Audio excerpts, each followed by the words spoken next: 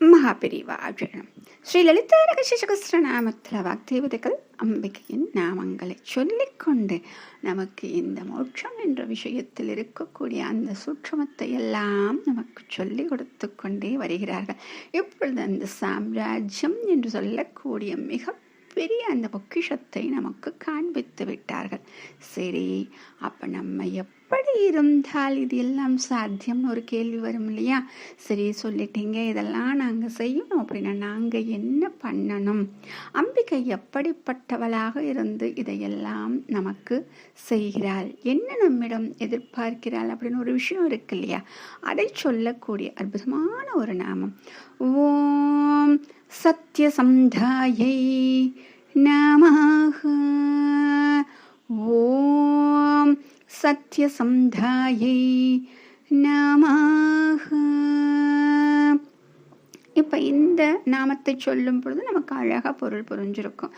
அதாவது சத்தியம் என்று சொல்லப்படக்கூடிய உண்மையில் தீவிரமான ஈடுபாடு உடையவளாக இவள் இருக்கிறாள். சரி, இந்த பொருளை இன்னும் கொஞ்சம் ஆழமாக பார்க்கறதுக்கு முன்னாடி விஷ்ணு சகஸ்ரநாமத்திலையும் இதை சொல்லியிருக்காங்க அப்படிங்கிற விஷயம் நம்ம நிறைய பேருக்கு ஞாபகம் வரும். 510வது நாமாவளி சத்தியசந்தக அப்படின்னு வருமா. அப்போ அந்த சத்தியசந்தக அப்போ நம்ம நிறைய இடங்களில் பார்க்குறோம் இல்லையா? அவர் வேறு கிடையாது, இவள் வேறு கிடையாது, இருவரும் ஒருவர் தான் அப்படின்னு சொல்லிட்டு. சரி, அப்போ இங்கே விஷ்ணு சகஸ்ரநாமத்தில் என்ன சொல்கிறாங்க? திடமான உண்மையை பற்றிய சங்கல்பத்தை உடையவர். இப்போ இந்த ரெண்டுக்குமே ஒரே அர்த்தம் தாங்க. இப்போ இந்த பொருளுக்குள்ளே போகலாமா? அதாவது இங்கே சங்கல்பம் அப்படின்னு ஒரு விஷயம் பார்த்தோம் இல்லையா? அதுதாங்க இங்கே ஒரு முக்கியமான ஒரு விஷயம். அதாவது நம்மளை பொறுத்த வரைக்கும் எது சத்தியம் அப்படின்னு நமக்கு மிகவும் குழப்பமாக இருக்கும். அற்புதமாக அதில் சொல்லியிருக்காங்க, பகவான் ஒரு சங்கல்பம் வைக்கிறார் அப்படின்னா அது சத்தியம். அவ்வளோதாங்க, முடிஞ்சு போச்சு. அவர்கிட்ட ஒரு அகராதி கிடையாது, இது செய்யணும் அது செய்யணும்னு. ஏனென்றால் அவர் நினைக்கிறார் என்றால் அது சத்தியம். அப்படி என்றால் அது நடந்தே தீரும், அதை யாராலும் மாற்ற முடியாது. அதாவது சுவாமி என்ன பண்ணுறாரு அப்படின்னா ஒரு விஷயத்தை செய்யணும்னு சங்கல்பம் பண்ணிட்டார். அப்போ அந்த சங்கல்பம் செஞ்சிட்டார் அப்படின்னா கண்டிப்பாக சாட்சாத்தாக அது நடந்தே தீரும். அது பொய்யாறதுக்கு வாய்ப்பும் கிடையாது. அப்போ அது பிரதிஜை எடுத்துக்கொண்டால் அதை நிஜம் ஆக்குவேன் என்று இங்கு அம்பிகையும் சொல்கிறார். ஆக சத்தியம் அப்படிங்கிறது உண்மை அப்படிங்கிற ஒரு விஷயத்தை நம்ம சொல்கிறோம் இல்லையா? அப்போ அதை அவள் என்ன செய்கிறாள் என்றால் தாண்ட முடியாத எல்லையாக வைத்திருக்கிறாள். அப்போ நம்மளும் அப்படித்தான் வைத்திருக்க வேண்டும். இது வச்சா என்னங்க நடக்கும் அப்படின்னு ஒரு கேள்வி நம்ம மனசுக்குள்ளேயே இருக்கு இல்லையா? அதற்கும் இங்கே பதில் இருக்கிறது. அதாவது இப்போ சத்தியம் விஷயத்தை என்ன சொன்னோம்? அவள் எது சொன்னாலும் சத்தியம் ஆகும், யாராலையும் அது பொய்யாக்க முடியாது அப்படின்னு சொன்னோம்.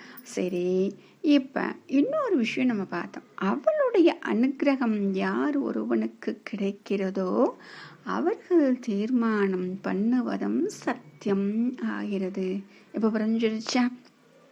நிறைய பேருக்கு ஒரு சந்தேகம் இருந்துக்கிட்டே இருக்கும், இவ்வளவு பெரிய லலிதா சகஸ்ரநாமத்தை சொல்கிற அளவுக்கு எனக்கு ஞானம் இல்லையே, இந்த வார்த்தைகளை ஸ்பஷ்டமாக உச்சரிக்க தெரியவில்லையே அப்படின்னு சொல்லிட்டு நம்ம நிறைய பேருக்கு அந்த ஒரு கவலை இருக்கும். இப்போ பார்த்தீங்களா, நம்ம என்ன பண்ணணும் அப்படின்னா சத்தியத்தை மட்டுமே நம்முடைய வாழ்வில் கடைபிடித்து கொண்டிருந்த அந்த ஒரு வாக்கு கொடுத்துட்டோம் அப்படின்னா அதை காப்பாற்ற பாடுபட வேண்டும். அழகாக சொல்லுவாங்க. என்ன சொல்லுவாங்க அப்படின்னா, உபநிஷத்தில் இதை சொல்லணும் அப்படின்னால யார் சொல்லுவாங்க அப்படின்னா கண்டிப்பாக ராமரத்தாங்க சொல்லுவாங்க. ஏன் அப்படின்னா அவர் என்ன பண்ணுவார், ஒரு வாக்குன்னு ஒன்று கொடுத்துட்டார் அப்படின்னா அது கண்டிப்பாக நடந்தே தீருமா. அது நடக்குமா நடக்காதான்னு யாருமே யோசிக்க மாட்டாங்களா. ஆக இப்போ நம்ம என்ன சொன்ன முதல்ல அம்பிகை சொல்லும் பொழுது அவளுடைய அனுக்கிரகம் யார் ஒருவனுக்கு கிடைக்கிறதோ அவர்கள் தீர்மானம் பண்ணுவதும் சத்தியமாகும் சொன்னோமா, அது நடக்கும் சொன்னோமா. இப்போ பெருமாளை பற்றி சொல்லும் பொழுது ராமரை சொல்கிறாங்க, என்ன சத்தியத்தின் வடிவம் அப்படின்னு சொன்னாலே இவர் தான். இது அழகாக சொல்லியிருப்பாங்க ஆரண்ய காண்டத்தில். முனிவர்களுக்கு சத்தியம் செய்வதாக சொல்கிறாங்க. அங்கே காட்சி நடக்குது. ஏதாவது அவர்களை இந்த ராட்சசர்களிடமிருந்து காப்பாற்றி அவர்களுக்கு அமைதியான ஒரு வாழ்க்கையை கொடுக்க வேண்டும் என்று சத்தியம் செய்திருக்கிறேன் விடுகிறேன் சீதே என்று சொல்கிறாராம். அப்ப அந்த சத்தியத்தை காப்பாற்றுவதற்காக அவர் என்ன ஒரு வாக்கியம் சொல்கிறார் அப்படின்னா 10வது காண்டத்துல சொல்றாரு. அதாவது என்ன சொல்றாரு அப்படின்னா, சத்தியம் இஷ்டம் சதா அப்படின்னு. அதாவது சத்தியம் அப்படிங்கிற இந்த உண்மை இருக்கு பத்தியா, அது எனக்கு எப்பவுமே பிரியமானதா இருக்கு. அதனால இந்த சத்தியத்தை காப்பாத்தணும் அப்படின்னா என்னோட ஜீவனா இருக்க லக்ஷ்மணன், அது மட்டும் கிடையாது, உன்னையும் கூட துறந்து விடுவேன். ஆனால் என்னுடைய சத்தியத்தை நான் கொடுத்த வாக்கை காப்பாற்ற அதை இதையெல்லாம் திறந்துடுறேன், இந்த சத்தியத்தை மட்டும் துறக்க மாட்டேன். நம்ம என்ன பண்றோம், நம்ம இதையெல்லாம் விட்டுறோம். சத்தியம் போனாலும் பரவாயில்ல, நான் இப்படித்தான் இருப்பேன், நம்ம இருக்கும் இல்லையா, அந்த வாழ்க்கை கிடையாது. ஏன் அப்படி நம்ம அவருடைய வாழ்க்கையில நிறைய பேர் பார்த்திருக்கோம் இல்லையா, தந்தை சொன்ன வாக்கை உண்மையாக்குவதற்காக வனவாசம் சென்றார். தசரதன் கூட சொல்லுவாரு, நான் சொன்னா என்ன ராமா, நீ போகாம இருக்கலாமே அப்படின்னா, இல்லை தந்தையே, உங்களுடைய வாக்கு சத்தியம் ஆக வேண்டும் அப்படின்னு சொல்லுவாராம். ஆக ராமன் சொல்லிவிட்டால் என்ன சொன்னோம், செய்து விட்டான் என்று அர்த்தம். அது பலிக்காமல் போகவே போகாது அப்படின்னு சொல்ல. அதே தான் இங்க அம்பாளுக்கும் சொல்றாங்க. அதனால தான் உபநிஷத்துல சொல்லுவாங்க, சத்தியம் வத தர்மம் சர.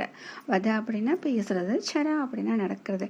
அப்ப சத்தியத்தை பேச, தர்மத்தின் வழியில் நட அப்படின்னு சொல்லிட்டு வேத உபநிஷத்துல இது ஒரு கட்டளையாவே சொல்றாங்க. ஆனா இப்பெல்லாம் என்னங்க ஆகி போயிடுச்சு அப்படின்னா, சத்தியம் சர தர்மம் வத. சத்தியம் நடந்து போய்கிட்டே இருக்குங்க, தர்மத்தை மட்டும் நம்ம பேசிக்கிட்டே இருக்கோம் அப்படிங்கிற மாதிரி ஆயிடுச்சுன்னு சொல்றாங்க.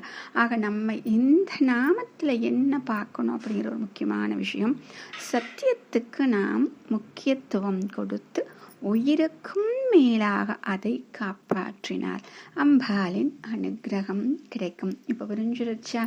இத்தனை மந்திரங்களை சொல்லி எப்படியெல்லாம் செய்து முடித்து கடைசியா எங்க கூட்டிட்டு வந்து பாட்டிருக்காங்க, அந்த சத்தியம், அந்த வாக்கை காப்பாற்றுதல் அப்படிங்கிற முக்கியமான ஒரு விஷயம்.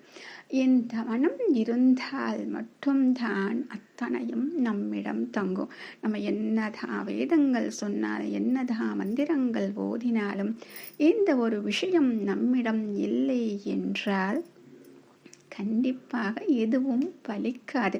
எத்தனை விரதங்கள் இருந்தாலும் அது கண்டிப்பாக பலிக்காதுன்னு சொல்றாங்க. ஆக அம்பிகையின் அனுகிரகம் கிடைக்க வேண்டும் என்றால் சத்தியத்தின் வழி நடந்து அதை நாம் பின்பற்றி அந்த வாக்கையே உயிராக கொண்டு வாழ வேண்டும். மகாபெரியவா சரணம்.